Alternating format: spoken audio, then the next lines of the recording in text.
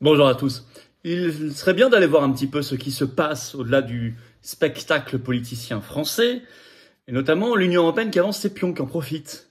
Ah oui, elle en profite pour déployer son projet totalitaire, et vous allez voir, Ursula von der Leyen veut absolument se maintenir, à moins que, je vais vous donner des informations, certaines qui feront pas plaisir, d'autres qui feront davantage plaisir. Mais au-delà de ça, sur l'Ukraine, sur la folie d'avancer vers la guerre, de ruine de nos économies pour l'Ukraine, pour l'OTAN en fait, là il y a de mauvaises nouvelles. Et en termes de déploiement du pacte migratoire qui veut répartir les migrants partout dans nos communes, sous peine d'amende, là aussi la Commission européenne en profite pour avancer ses pions de manière totalitaire.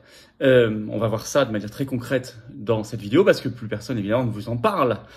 On est focalisé sur la dernière petite phrase de l'un, de l'une, tout cela étant l'écume des choses. Il faut regarder la réalité. Et la réalité, c'est que ce système supranational oligarchique, il est à la manœuvre. Il est à la manœuvre jusqu'à la décision de Macron de dissoudre. On l'a étudié dans des vidéos précédentes. Le morceau a été craché par Ursula von der Leyen. Le but, c'est de maintenir la gouvernance euromondialiste. Nous, on veut en sortir et la briser. Voilà. Vous allez voir qu'avec ce que je vais vous apprendre aujourd'hui très concrètement, on a des raisons supplémentaires de briser les chaînes, de briser nos chaînes, de faire le Frexit, la sortie de la France de l'Union européenne et de tout ce système de gouvernance euromondialiste pour être un pays libre, indépendant, heureux, fort, juste. Ça le projet. Ça le projet que devrait être le bloc souverainiste, rassemblé, même si des forces politiques refusent ce rassemblement. UPR, DLF, République souveraine, d'autres l'ont accepté, d'autres le font et d'autres bougeront, je l'espère. En tout cas, on ne lâche pas l'affaire et la pression. Vous pouvez toujours signer la pétition pour le bloc souverainiste sous la vidéo en description. On se retrouve en direct ce vendredi 14 juin à 19h sur cette chaîne. Ça va être un sacré direct, vu tout ce qui se passe. On va analyser ça ensemble. Vous me poserez toutes les questions que vous voulez que je vais découvrir en direct, sans tabou, sans langue de bois, l'actualité française, mais aussi l'actualité mondiale.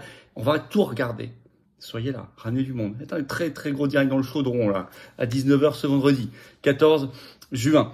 Et puis abonnez-vous si vous voulez bien à cette chaîne en cliquant sur s'abonner en dessous. Un petit clic, c'est gratuit pour vous. Ça va faire que les vidéos vont être mieux diffusées.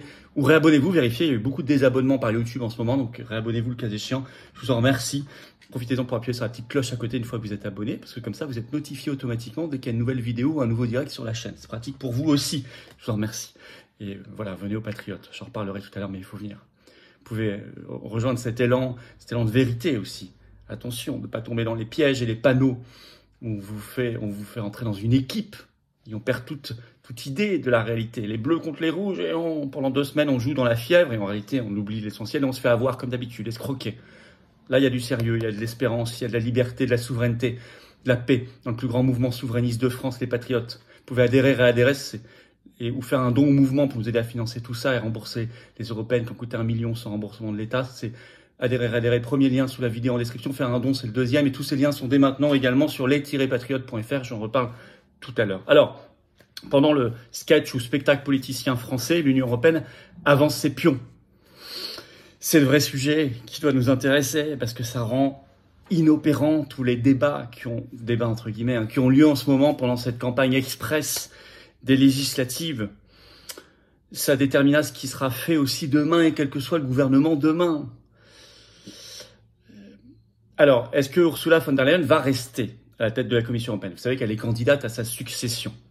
Alors, il y a un article important qui est sorti dans Euractiv ce 12 juin, qui est toujours une information très sérieuse sur les actualités européennes. Le titre, Ursula von der Leyen sera réélue présidente de la Commission européenne, selon le plus ancien commissaire de l'Union européenne. Je vais vous lire d'abord cet extrait d'article.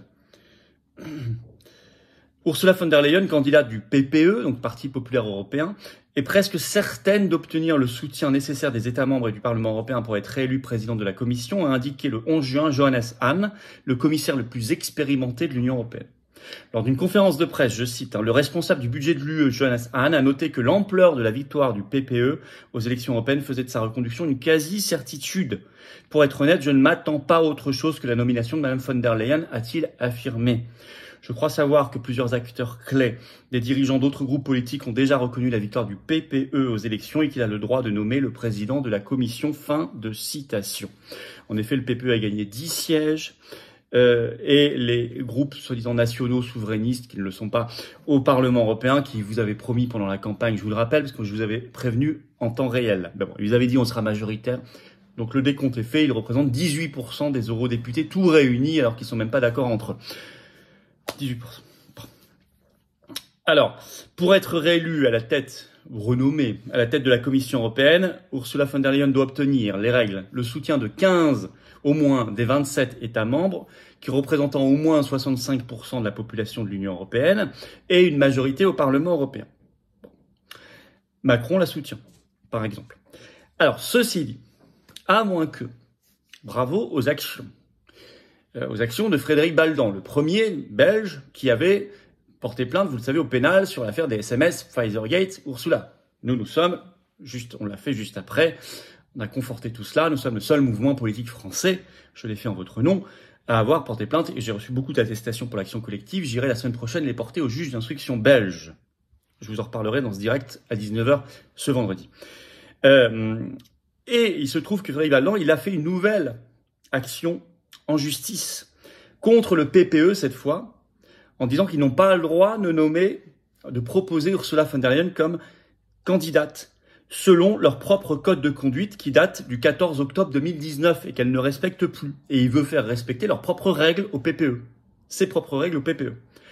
Et on le sait par un article qui a été repris, Euractiv en anglais, le 13 juin, et qui annonce que le 21 juin, la justice a accepté en référé d'étudier cette plainte. Le PPE comparaîtra devant le tribunal de première instance de Bruxelles dans le cadre d'une procédure d'urgence pour que la candidature d'Ursula von der Leyen soit retirée. Donc, le 21 juin, on va avoir quelque chose d'intéressant. Bravo pour cette action qui est pour l'instant la seule manière de faire barrage à la reconduction d'Ursula von der Leyen. Même si vous savez que le problème fondamental de l'Union européenne, c'est pas forcément les personnes, c'est la structure en elle-même. Bon. Mais l'Union européenne en profite quand même en ce moment pour avancer sur le pacte migratoire. Entrée en vigueur à marche forcée.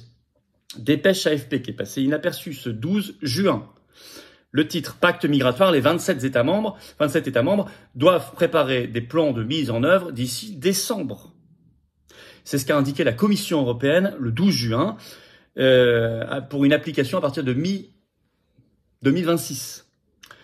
On rappelle que ce pacte migratoire a été adopté par l'Union européenne à la mi-mai. Il représente, je cite cette dépêche AFP, des milliers et des milliers de pages de textes réglementaires complexes. C'est ce que déclare le vice-président de la Commission européenne, Margaritis Schinas. Et que la feuille de route pour le mettre en œuvre, c'est le terme, a été présentée par la Commission européenne le 13 juin aux États membres, en leur disant « Vous devez nous transmettre vos plans nationaux de mise en œuvre du pacte migratoire d'ici le 12 décembre prochain », injonction de la Commission européenne. Et il va mettre en place, je cite, un système de solidarité entre les États membres dans la prise en charge des demandeurs d'asile. Ça veut dire relocalisation des migrants dans les communes, sous peine, vous vous en souvenez, de 20 000 € d'amende par migrant refusé. C'est ça la réalité. Et la Commission européenne vient d'exiger les plans nationaux de mise en œuvre de ce pacte migratoire aux États membres, avec une feuille de route, sur des milliers et des milliers de pages réglementaires, de textes réglementaires. Bon. L'Union européenne veut avancer aussi en termes guerriers. C'est la folie sur l'Ukraine. Ça aussi, on vous en parle plus beaucoup, évidemment. Alors, il y a plein de réunions en ce moment. Il y a eu une réunion à Berlin, une conférence pour la reconstruction de l'Ukraine, les 11 et 12 juin. Et Ursula von der Leyen y était. Et elle a annoncé de nouvelles aides pour l'Ukraine avec notre argent. D'abord, elle a annoncé quelque chose de très important, c'est qu'avant la fin de ce mois, avant la fin du mois de juin 2024, il y aura ouverture officielle des négociations d'adhésion de l'Ukraine, et de la Moldavie aussi d'ailleurs, à l'Union européenne. Ça n'est pas rien du tout. Et avant fin juin, il y aura, je cite, 1,5 milliard d'euros supplémentaires transférés en juillet, là, provenant des bénéfices générés par les avoirs et réserves russes gelées qui seront transférés à l'Ukraine. Et elle a annoncé, en plus de ces 1,5 milliard, à partir des fonds russes gelés, ce qui est un scandale en termes de droit international, 1,9 milliard d'euros en plus qui seront versés à l'Ukraine d'ici fin juin par l'Union européenne. La France verse 20% de tout ça. Vous faites le calcul. Ça, c'est ce qui a été annoncé à Berlin. Le site spécialisé Toute l'Europe précise par ailleurs que, je cite, l'Allemagne et l'Union européenne, représentées par la présidente de la Commission européenne, se sont engagés à soutenir l'Ukraine dans la reconstruction des infrastructures énergétiques. Avec cette phrase qu'a sortie Ursula von der Leyen pendant cette conférence, je cite, « Kharkiv est l'Europe, l'Ukraine est l'Europe, notre union est votre foyer ». Bon. Suite à ça, vous avez le G7 qui a ouvert depuis le 13 juin en Italie. Donc les 7 puissances principales. Mais Ursula von der Leyen y participe en plus. On se demande à quel titre, mais elle y est. Qui vient d'annoncer un accord pour 50 milliards de dollars supplémentaires à l'Ukraine, notamment pris à partir des intérêts générés par les actifs russes gelés. Donc ça, c'est une marche à la guerre. D'ailleurs, l'ancien président de Russie, Medvedev, a réagi très violemment sur son compte X à ça, en menaçant énormément nos pays. Et il va y avoir des rétorsions russes sur nos actifs qui seront gelés là-bas. On en a beaucoup. Et puis vous aurez, ces 15 et 16 juin, une autre conférence, cette fois un sommet pour la paix en Suisse. Sommet pour la paix, dit-on, mais la Russie n'est pas invitée. Difficile, drôle de façon de faire la paix quand il manque un des deux co-belligérants. Bon, un des deux en tout cas belligérants. Bref, on va suivre ça. Alors, quand même, BFM Business en France en a parlé le 12 juin en écrivant « Ursula von der Leyen en force sur l'Ukraine, elle veut accélérer, écrivent-ils, son processus de soutien en faveur de Kiev. » Mais ça se passe dans notre dos, pendant qu'en France, comme le pacte migratoire, comme sa reconduction possible, pendant qu'en France, on parle de frasques politiciennes, hein, on va être clair. Hein. Alors il faut être prêt par rapport au sketch pathétique en France. Être prêt, ça veut dire trouver un chemin vers le Frexit. Moi, je veux lancer un tour de France du Frexit très bientôt. Mais vous savez, en détaillant ce que sera la France d'après, en rentrant dans le détail, avec, au-delà de nos réunions publiques très importantes, peut-être à chaque fois, une table ronde, une conférence sur un aspect précis, par exemple l'énergie, l'immigration, les salaires, la diplomatie, l'écologie, l'agriculture, etc., etc. Rentrer dans le détail. Ça, c'est notre responsabilité. Les patriotes s'y emploient. Vous pouvez nous soutenir pour cela ou rejoindre cette dynamique. Et à côté de cela, travailler inlassablement au rassemblement par le bloc souverainiste. Vous pouvez toujours signer la pétition qui est en lien sous la vidéo en description si vous soutenez cette logique de bloc souverainiste, bien sûr. Merci de partager cette vidéo, de vous abonner à la chaîne par un petit clic en dessous. C'est un clic, c'est gratuit. Ça va faire qu'elle va être mieux diffusée comme tout le reste de ce travail. Et c'est très important et c'est gratuit. Je vous en remercie énormément. On se retrouve à 19h ce vendredi pour le direct, le grand direct, sans tabou. Beaucoup de choses à dire dans le chaudron, comme je dis. Et toute l'actualité en plus explosive. Ce vendredi 14 juin à 19h, soyez là. Et puis si vous soutenez toute cette dynamique de travail, d'explication, il va y avoir des choses à reconstruire quand certaines fausses oppositions auront à nouveau déçu. Il faut être là. L'alternative, la relève. Soyez adhérents dès maintenant. Adhérez, rejoignez cette famille ou reprenez votre adhésion annuelle si elle n'est plus à jour. Ou faites un don au mouvement pour nous aider à financer les européennes qui ont coûté 1 million d'euros au mouvement, sans remboursement, puisqu'on n'a pas fait les 3%. Pas de remboursement par l'État. Puis ça ne nous empêche pas de continuer à faire.